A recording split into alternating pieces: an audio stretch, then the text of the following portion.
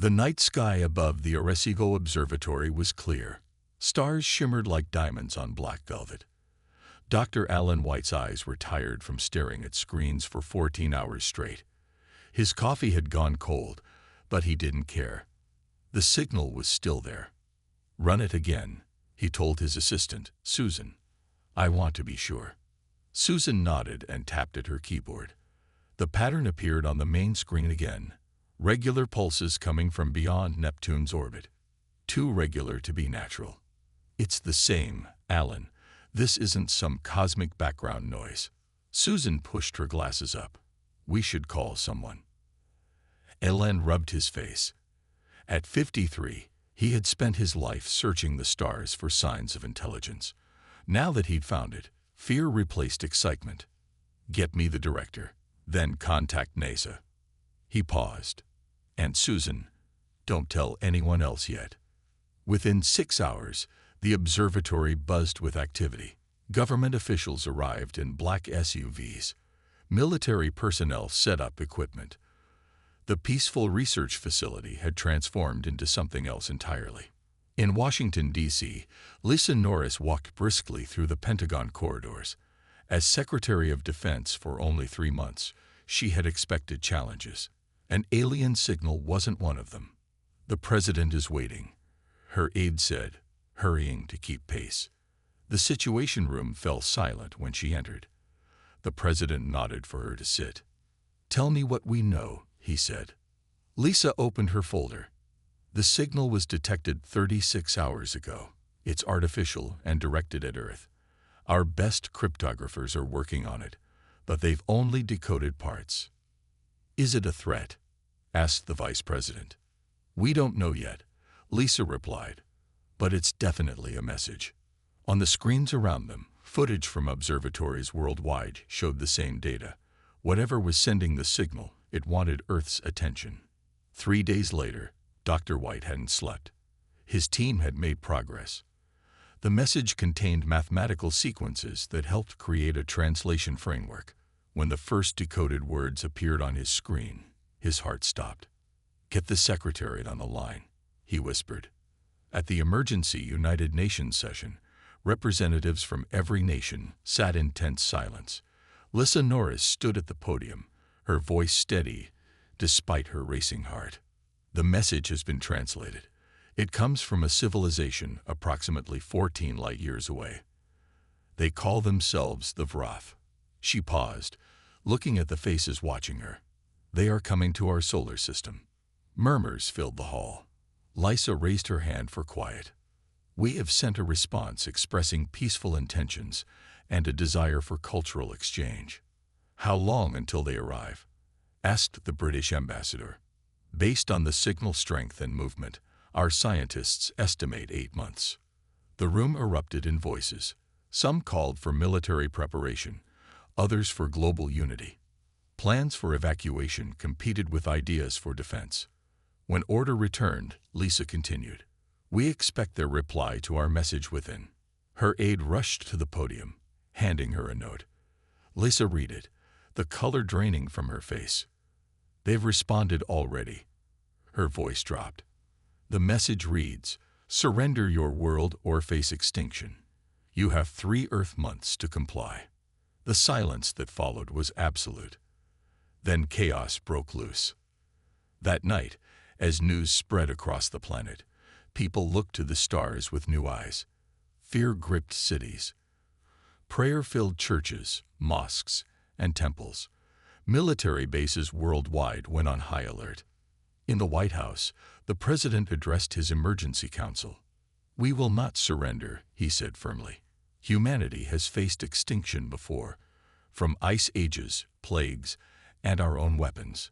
We survived. We will survive this." Lisa Norris nodded. "I recommend we activate the Global Defense Protocol. It was designed for nuclear war, but the principles apply." "Do it," the president ordered, "and get me the best minds we have. Scientists, military strategists, engineers, everyone. If these Vroth want our planet, they'll learn that humans don't give up easily." As dawn broke over a changed Earth, Humanity began to prepare. They had 90 days to ready themselves for war with an enemy they had never seen, using weapons that might be useless against alien technology. But across the planet, a single resolve took hold. Earth would not fall without a fight. Deep beneath the Rocky Mountains, in a facility few civilians knew existed, world leaders gathered around a massive table. Maps and data screens covered the walls. The air smelled of coffee and fear. Lisa Norris stood as the president entered. "Ladies and gentlemen, we have 84 days until the Vrath arrive. Every minute counts." General Frank Peterson, a tall man with gray hair cut close to his scalp, stepped forward. "We've analyzed every bit of data from the alien signals. Their technology is beyond anything we have. If this comes down to firepower alone, we lose." The Chinese premier spoke up. "Then why are we here? To surrender together?" "No," Lisa said firmly. "We're here because together we might find a way to survive." From the back of the room, a woman with red hair tied in a practical bun approached the table. "Actually, I think I've found something that might help." "This is Dr. Olivia Grant," Lisa explained, "our top xenobiologist." Dr. Grant placed a tablet on the table. "The Vrath communication contains traces of their biology. Their signals have patterns that suggest a completely different sensory system than ours. I believe they may be blind to certain light frequencies. That could give us an advantage." For the first time, a flicker of hope passed through the room. "Even with that knowledge, our weapons aren't designed for space combat," said the Russian president. His translator barely kept up with his rapid speech. The doors opened and a man with oil-stained hands entered, looking out of place among the suits and uniforms. "This is Kevin Howard from NASA," Lisa said. "He has an idea about that." Kevin cleared his throat. "We have 147 communication satellites, 43 GPS satellites, and 12 space station modules. With minor modifications, we can convert them into defense platforms. It won't be pretty, but it'll work." The room erupted in arguments. Nations refused to sacrifice their satellite networks. Others demanded more resources for ground defenses. "Enough," shouted General Peterson, slamming his hand on the table. "While we argue, the aliens get closer. We need a unified command structure." A Russian diplomat on the video screen spoke in English. "I agree. Russia proposes a united Earth Defense Force, with command shared between major powers." More arguments followed. Hours passed. Coffee went cold. Tempers flared. Finally, a Navy commander stood up. His uniform was crisp, his face determined. "My name is Jack Miller. I've commanded ships in 3 conflict zones. With all due respect to everyone here, we don't have time for politics. We need action." The room went quiet. "Commander Miller is right," the president said. "I propose we form the United Earth Defense Coalition immediately, with shared command but unified purpose." One by one, the world leaders nodded. "Commander Miller," Lisa said, "can you lead our first space defense initiative?" Miller looked surprised but nodded firmly. "Yes, Mom. I'll need the best pilots from every nation, and engineers who can think outside the box." "You'll have them," the president promised. As the meeting continued into the night, plans took shape. The world's military satellites would be weaponized. Missile systems would be reconfigured for space targets. Civilian manufacturing would shift to defense production. Dr. Grant and Kevin Howard huddled in a corner, drawing plans for hybrid weapons that might affect the Vrath. General Peterson coordinated with military leaders worldwide. When dawn came, most were still working. Lisa stepped outside for a moment, looking at the sunrise. The sky was beautiful, peaceful. Soon it might become a battlefield. Commander Miller joined her. "We can do this," he said quietly. "Humans have always been good at one thing: surviving against the odds." Lisa nodded. "The Vrath think they're dealing with an easy target. They're wrong." Miller smiled slightly. "They threatened Earth. Now they'll hear our answer." As they walked back inside, Alerts flashed across the command screens. A small object had entered the solar system, moving fast. The Vroth? Lisa asked. General Peterson checked the data. No, it's too small to be their main fleet. Probably a scout ship. Then it started, Miller said, his face grim. The scout will report back on our defenses, or lack of them. Lisa straightened her shoulders. Then let's make sure we give them something to report. The Vroth want to see if Earth will surrender without a fight. She looked around the room at the leaders of humanity. Let's show them how wrong they are. The Houston Space Center was no longer open to the public. Armed guards patrolled the perimeter. Inside, scientists and engineers worked around the clock. Sleep was a luxury few could afford. Kevin Howard wiped sweat from his forehead as he examined the modified satellite. What had once been a weather monitoring system was now a weapons platform. Will it work? Commander Miller asked, joining him on the factory floor. Kevin shrugged. In theory. We've never built space weapons before. The laser systems are repurposed solar panels. The targeting systems are adapted from telescope arrays. It's all improvised. Improvised is better than nothing, Miller said. Across the room, Dr. Grant worked with a team analyzing the alien signals. They had made progress in understanding the Vroth language. Each new discovery revealed more about the enemy they would face. They think in groups, she explained to Lisa Norris during a video briefing. Their language has no word for I or me, only we and us. It suggests a hive mind, or at least a completely collective society. Does that help us? Lisa asked. It might. If they think as one, they might not adapt well to unexpected situations. They may lack individual initiative. In North Dakota, massive underground missile silos were being retrofitted. General Peterson watched as teams installed new guidance systems. These were designed to hit targets on Earth, an engineer explained.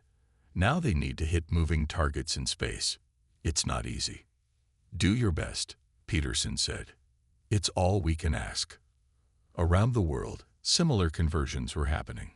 Russian nuclear submarines surfaced at secret bases for upgrades. Chinese factories worked non-stop producing new components. European space agencies modified their launch systems for military purposes. Humanity was preparing for war. At a secure facility in Nevada, Lieutenant Kate Freeman trained the first group of space combat pilots. None had ever fought in zero gravity before.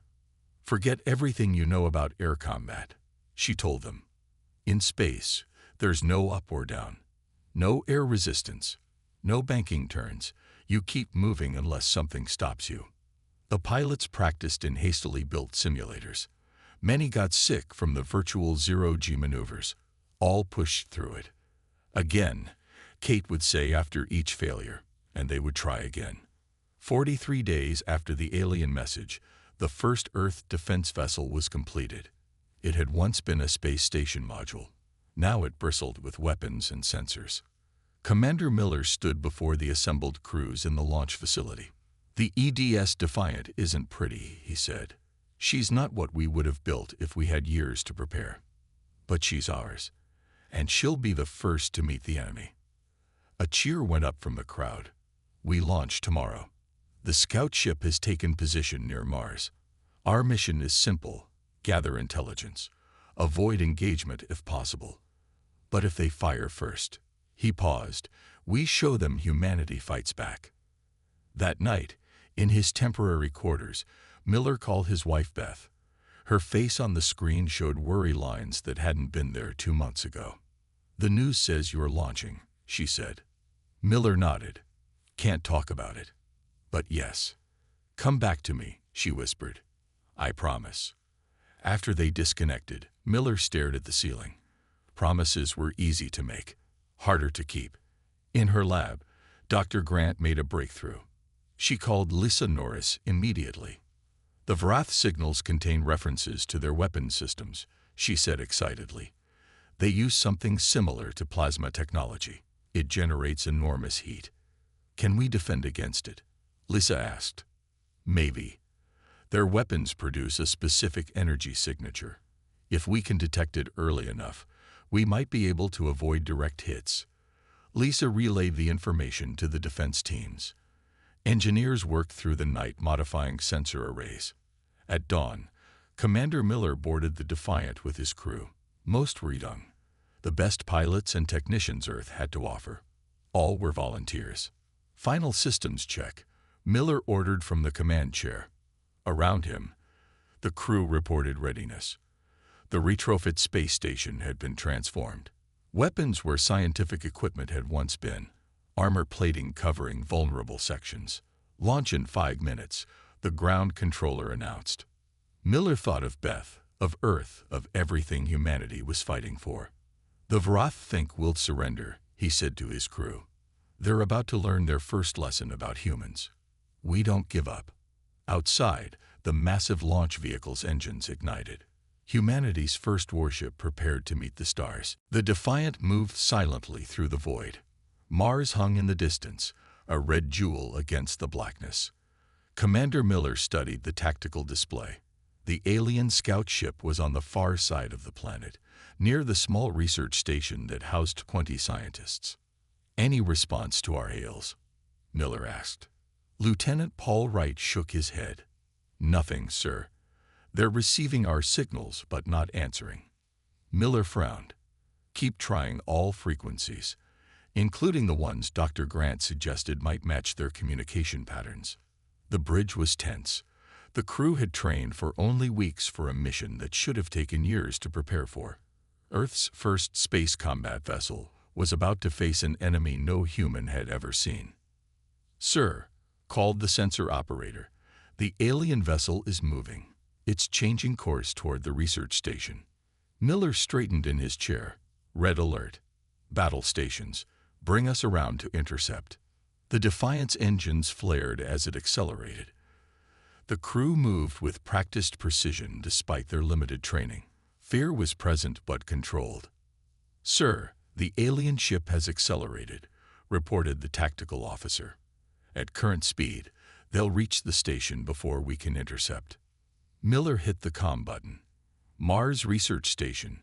This is EDS Defiant. You have an incoming vessel, likely hostile. Begin emergency evacuation procedures immediately. The reply was broken with static. Defiant. This is Station, Chief Ellis. We see it on our scopes. Evacuation pods are prepped, but we need time. We'll give you what we can, Miller promised. He turned to his weapons officer. Target their engines with the laser array. Let's try to slow them down. Range is extreme, sir, came the reply. Targeting systems are having trouble locking on. Fire anyway. Wide dispersal. The Defiant's makeshift weapons fired. Beams of concentrated light streaked across space toward the distant target. Most missed. One grazed the alien vessel's hull. The effect was immediate. The scout ship stopped its approach to the station and turned toward the Defiant. We got their attention, Miller said grimly. Ellis, get your people out now. On the main screen, they could see the research station's evacuation pods launching, small specks moving away from the larger structure. The alien vessel accelerated toward them, closing the distance rapidly. They're fast, muttered the navigator. Brace for evasive maneuvers, Miller ordered. Weapons, prepare all systems. The alien fired first. A burst of energy unlike anything they had seen before lanced toward them. The Defiant shuddered as the beam hit its hastily applied armor. Damage report. Port side armor reduced by 60%. One hit, and they nearly burned through. Miller grimaced. Return fire. All weapons. The Defiant unleashed everything it had. Lasers, missiles, and railguns fired in concert. Most missed, but a few missiles connected, exploding against the alien hull. The alien ship seemed barely affected. It fired again. This time the beam hit directly. Alarms blared throughout the Defiant. A section of the bridge wall glowed red with heat. We've lost starboard weapons. Engine power dropping, shouted the engineering officer. The alien vessel moved in for the kill. Miller knew they were outmatched. New plan, he said. Navigation, plot a course between the alien and Mars. Engineering, divert all remaining power to engines and forward shields. Sir, we're going to play chicken. They want to destroy that station. We're going to get in their way. The Defiant surged forward, directly into the path of the alien ship. The distance closed rapidly. Sir, they're not changing course. Hold steady, Miller ordered, his knuckles white as he gripped his chair. At the last possible moment, the alien vessel swerved to avoid collision. It put them in perfect position for the Defiant's remaining weapons. Fire everything. The concentrated barrage struck the alien ship's underside. Something critical was hit. The scout began to tumble, leaking atmosphere. Their engines are down, reported Tactical. They're drifting. A cheer went up from the crew, quickly silenced as Miller raised his hand. This isn't over. Prepare a boarding party. Lieutenant Freeman, you'll lead. We need information more than we need a destroyed enemy ship. Kate Freeman nodded grimly. Yes, sir. As the boarding team prepared, Allwright called out from his station. Sir, I'm picking up a transmission from the alien vessel. It's not directed at us. It's sending a message outward, toward deep space. Miller's blood ran cold. They're calling for help. The main Vroth fleet. Most likely. Miller turned to the communications officer. Contact Earth. Tell them we've engaged the enemy. And tell them to hurry. I think we just started a war. The captured Vroth scout ship was towed to the moon base. Earth scientists swarmed over it like ants on sugar. Every piece of alien technology might hold the key to humanity's survival. Lieutenant Kate Freeman led the first team into the vessel. What they found inside changed everything. They're not what we expected, she reported to the emergency council. Her face on the video screen looked tired but excited. The Vroth aren't single beings. They're colonies. Dr. Grant leaned forward. Colonies? Like coral or bees. More like bees, Kate explained. Each individual is made up of thousands of small insect-like creatures working together. They form a single mind when connected. When separated, they're just animals. The implications were enormous. Dr. Grant worked with the science team day and night to understand the Vroth biology. If they were a hive species, perhaps they had high vulnerabilities. Meanwhile, in Washington, Dr. Alan White made a discovery of his own. The Vroth communication system has a pattern, he explained to Lisa Norris. They use quantum signals that our technology barely detects, but those signals have a weakness. Lisa looked at the complex diagrams. Explain it simply, please. They talk to each other all the time. Every ship, every individual. It's constant communication. If we could disrupt that signal, White smiled for the first time in weeks. They'd be isolated. Lisa finished. Could we build a disruptor? With the technology from the scout ship, yes. Across the globe, new weapons were developed based on what they'd learned. Kevin Howard worked with a team to create a virus that could infect the Vroth ship systems. The code was complex, but the alien computers were surprisingly vulnerable to unexpected inputs. They'd never expected to be hacked, Kevin explained. Their security is designed to keep out other Vroth, not humans. At the lunar base, Commander Miller met with his officers. The Defiant was repaired and upgraded with salvaged alien tech. 5 more Earth vessels had been completed, each stronger than the first. Our latest intel puts the main Vroth fleet at Jupiter's orbit, Miller said. We have maybe 2 weeks before they reach Earth. We need to hit them before they get here. Lieutenant Freeman studied the tactical display. A direct confrontation is suicide. They outnumber us 10 to 1, and their ships are still technologically superior. So we don't fight fair, Miller said. We use what they don't expect. The plan they developed was risky. It would require perfect timing and more than a little luck. But as Miller told his crew, humans have always been lucky when our backs are against the wall. Back on Earth, Diane Carter, a civilian engineer who had volunteered for the defense effort, made a breakthrough with shield technology. The Vrath use energy fields that repel matter, she explained to General Peterson. But they don't account for certain radiation frequencies. If we modify our nuclear weapons to produce those frequencies first, the shields would fail before the main blast. Peterson finished. Diane nodded. Exactly. As the final preparations were made, Miller returned briefly to Earth. He had 4 hours before returning to the Defiant. He spent them with Beth. "I'm pregnant," she told him as they sat in their small apartment. "Found out last week." Miller froze, then pulled her close. That's wonderful." "Is it, with everything happening?" He looked into her eyes.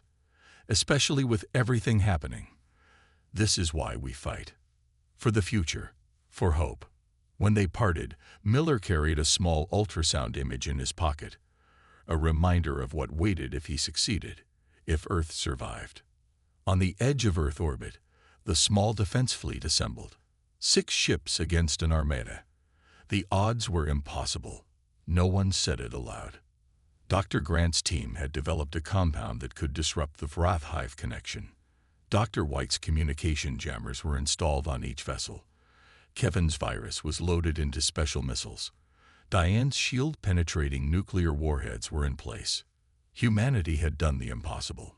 In just months, they had reversed-engineered alien technology and found its weaknesses. Now it was time to test their work against the real enemy. As the fleet prepared to depart, Lisa Norris sent one final message from Earth. "You carry the hopes of every human being. Whatever happens, know that Earth stands with you. Good hunting." Miller looked at his crew, at the faces of men and women prepared to die for their world. "The Vrath think they know what humans are," he said quietly. "They're about to learn they were wrong." The Vrath fleet was massive. From the bridge of the Defiant, Miller counted over 60 vessels of various sizes. One dwarfed all others, the mothership. It was larger than anything humans had ever built, a city floating in space. "Communications, status on the jammers?" Miller asked. "Ready, sir," Paul Wright replied. "Once activated, they'll block the Vrath quantum signals for approximately 6 minutes before they adapt." 6 minutes is all we need. Miller opened a channel to the other Earth ships. "This is Commander Miller. You all know the plan. May God be with us." The small human fleet spread out, approaching the Vrath armada from different vectors. The enemy didn't react immediately. Perhaps they were confused by such a small opposition force. "Lieutenant Freeman, prepare your team," Miller ordered. Kate nodded. Her mission was the most dangerous, leading a small craft to board the Vrath mothership during the chaos and deploy Dr. Grant's hive-disrupting compound directly. "Weapons range in 30 seconds, reported the tactical officer. Miller took a deep breath. "Enable jammers on my mark. 3, 2, 1, mark." The human ships activated Dr. White's jamming devices simultaneously. The effect was immediate. The orderly Vrath formation fell into disarray as their communication network crashed. "All ships, attack," Miller ordered. Earth's vessels fired everything they had. Missiles loaded with Kevin's virus struck first, followed by Diane's modified nuclear weapons. Explosions blossomed across the void. Several smaller Vrath ships were crippled instantly. But the Vrath recovered quickly. They responded with devastating energy beams that cut through space. Evasive maneuvers. Miller shouted as a beam narrowly missed the Defiant. 2 Earth ships weren't as lucky.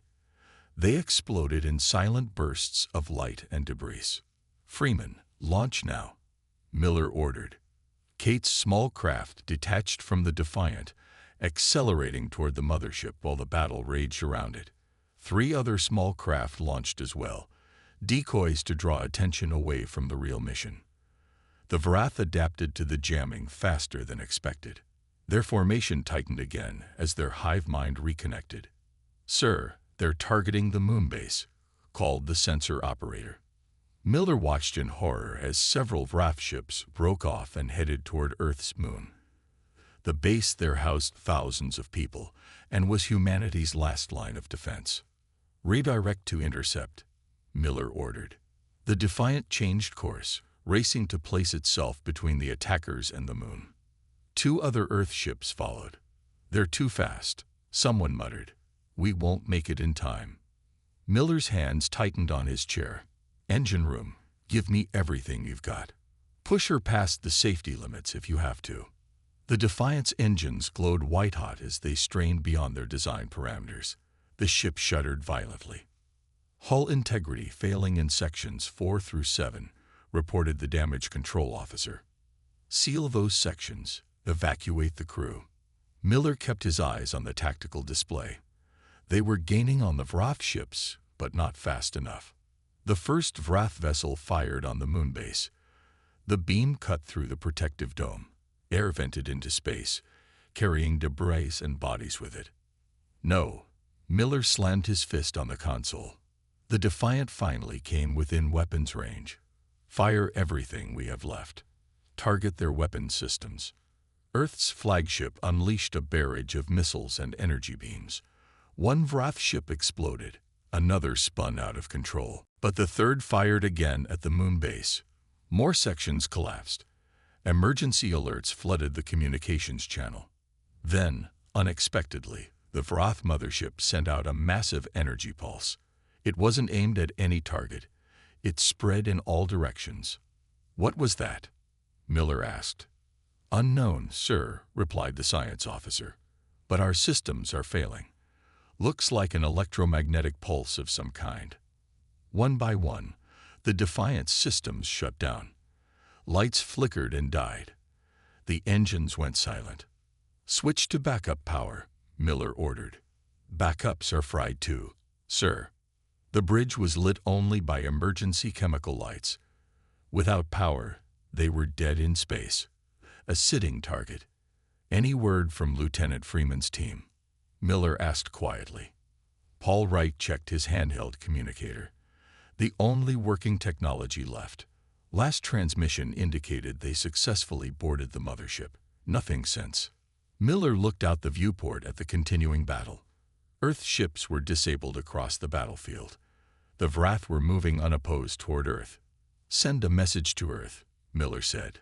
"Tell them." He paused. "Tell them we're not done fighting yet." As the Defiant drifted, powerless, a massive explosion lit up space. The Vrath mothership's midsection erupted in flame. "Freeman," Miller whispered. A smile crossed his tired face. "She did it." For 3 days, Earth waited for news. The moon base was partially destroyed. Most of the defense fleet was lost or disabled. Radar systems tracked the remaining Vrath ships as they regrouped. They were fewer now, but still powerful enough to destroy Earth's cities. In the White House Situation Room, Lisa Norris studied the latest reports. The mothership explosion had caused chaos among the Vrath fleet. Dr. Grant believed the blast had disrupted their central hive connection.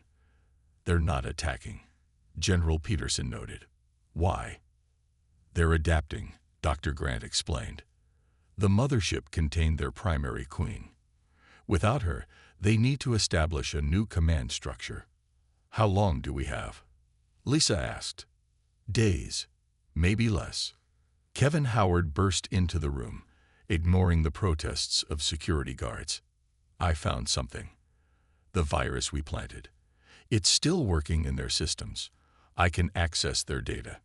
He placed a tablet on the table. Strange symbols scrolled across the screen. "This is their communication archive. Dr. White is helping translate, but we've figured out parts of it already." "And?" Lisa prompted. Kevin looked up, his eyes wide. "They're running. The Vrath aren't conquerors. They're refugees." The news stunned the room into silence. "Refugees from what?" General Peterson finally asked. "Something worse," Kevin replied grimly.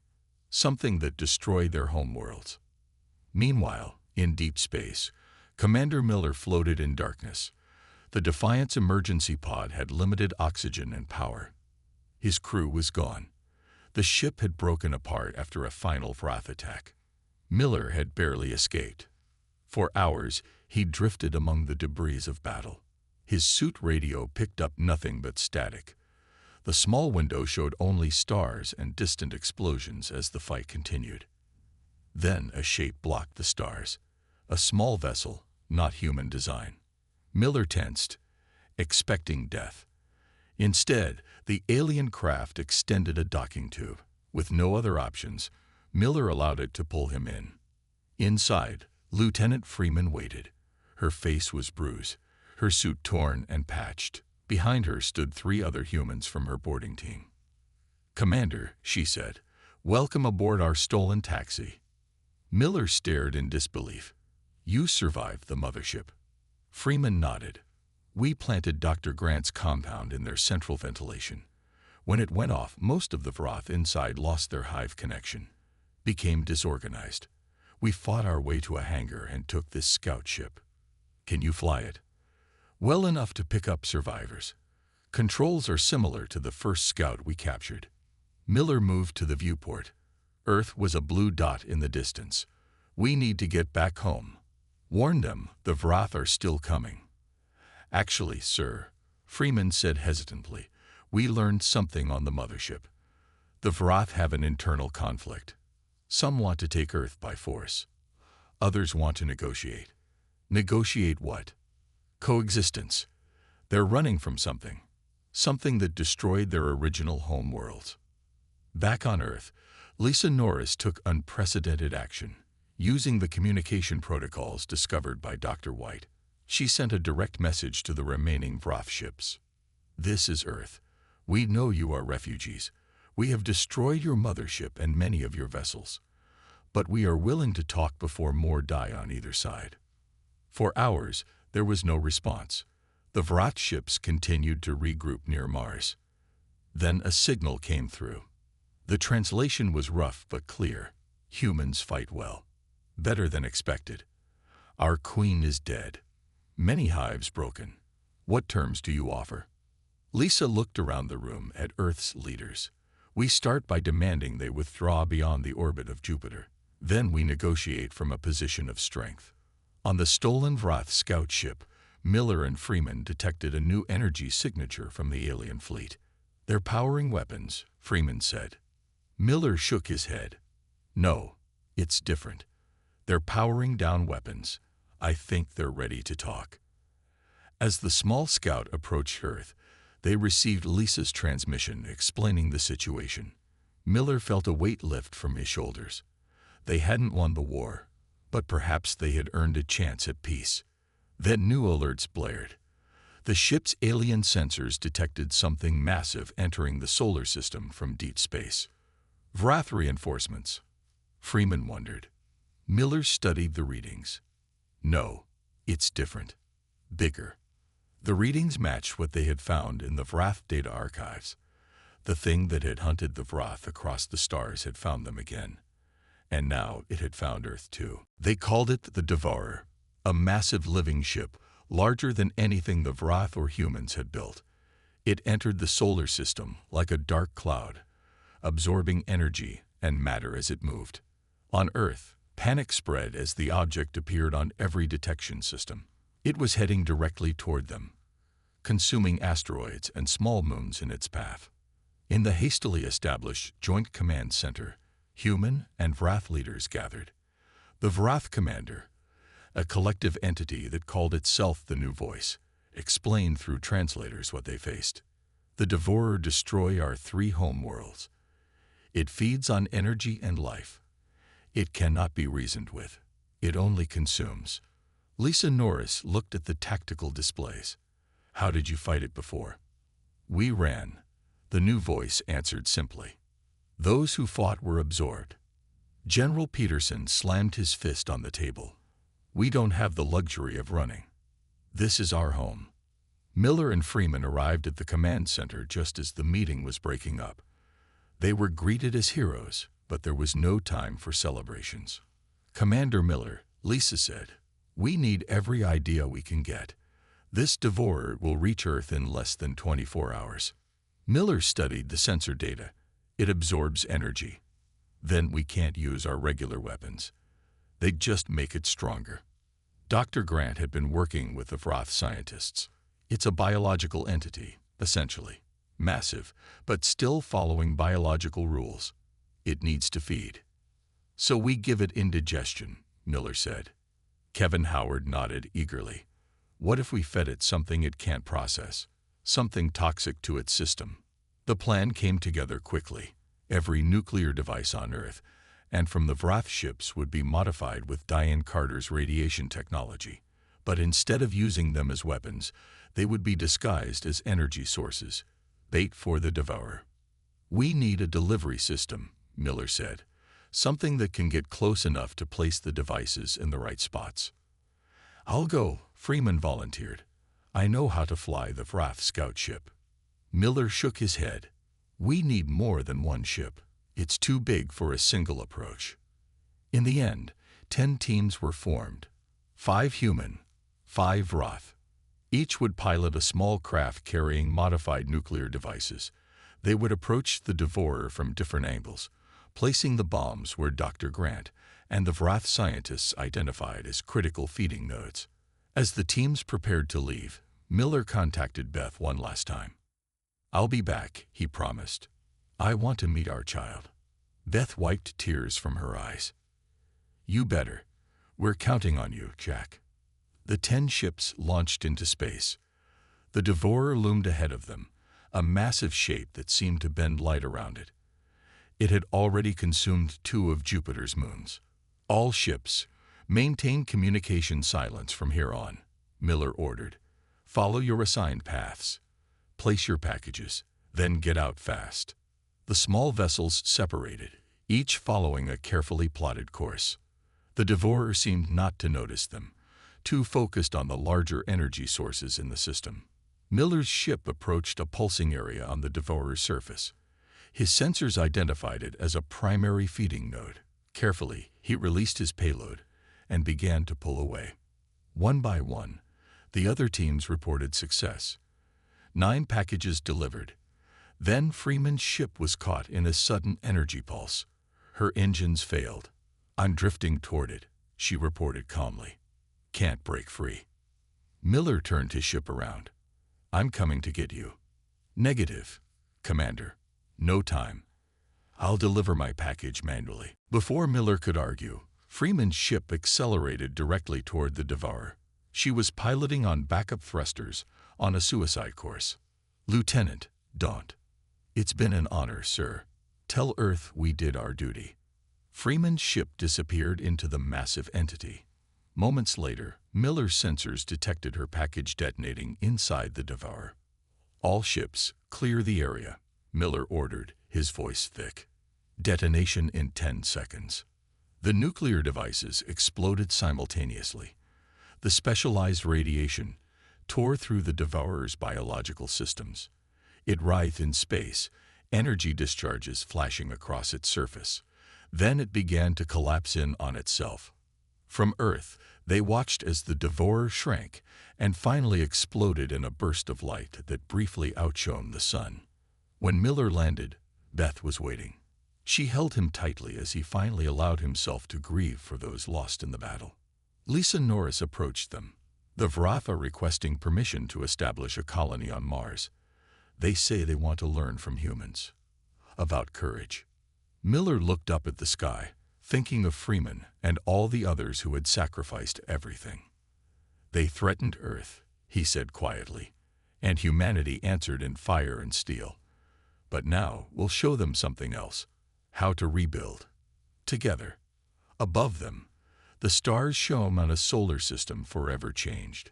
Humanity had faced extinction and emerged stronger.